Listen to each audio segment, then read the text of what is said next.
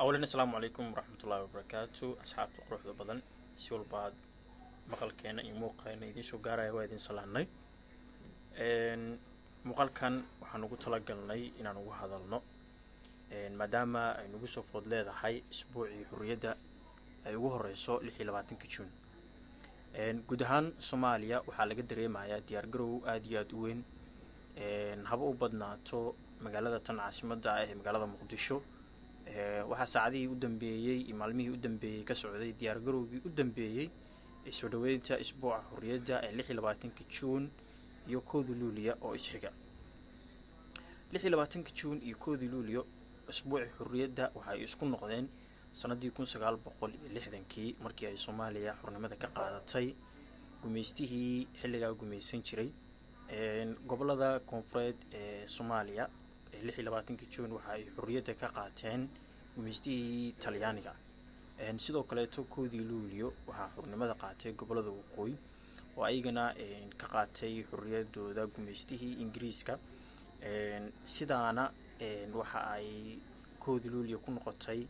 habeen aad u qurux badan oo labadii gobol ee waqooyi iyo koonfur ay midoobeen oo halkaan ay ka soo baxday jamhuuriyadda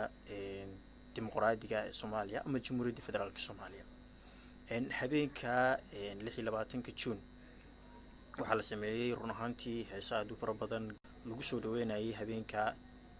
xurriyadda iyo waliba baahida ay u qabeen Soomaalida inta badan xurriyadda run ahaantii heesihii habeenka la qaaday iyo gabayadii iyo geeraradii waxaa laga xusi karaa gabayga aad u qiimo badan oo sameeyay Allah u raxmadee abwaan Cabdullaahi Suldaan Timcade oo la magac baxay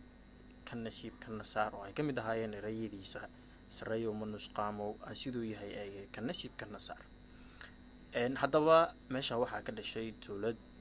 dowladda oo madaxweynihii u horeeyay ee Soomaaliya ay yeelato uu ka noqday Allah u naxariistay aadan Cabdulle Cismaan aadan Cade oo xilliga isagana xurriyadda raadinteeda juhdi iyo dadaal fara badan ku bixiyay kana mid ahaa ururkii dhalinyarada Soomaaliyeed ee SYL kadib intaa wixii ka dambeeyay waxaa si isdaba jooga sanad walba lagu dabaaldegayay isbuuca xurriyadda oo Soomaalida inta badan qalbiyadooda iyo qulubtooda ku weyn haddaba maadaama ay tahay 26 Juun iyo 1 Luulyo isbuuca xurriyadda ayna tahay maalmo aad u qurux badan oo Soomaalida inta badan ay ku leeyihiin qalbiyadooda inta badan ay ku weyn tahay inta badan Soomaalida ku nool qurbaha way u dabaaldegaan way u xusaan kuwa sidoo kale kuwa ku nool gobolada Soomaaliya iyo caasimadda tan ee magaalada Muqdisho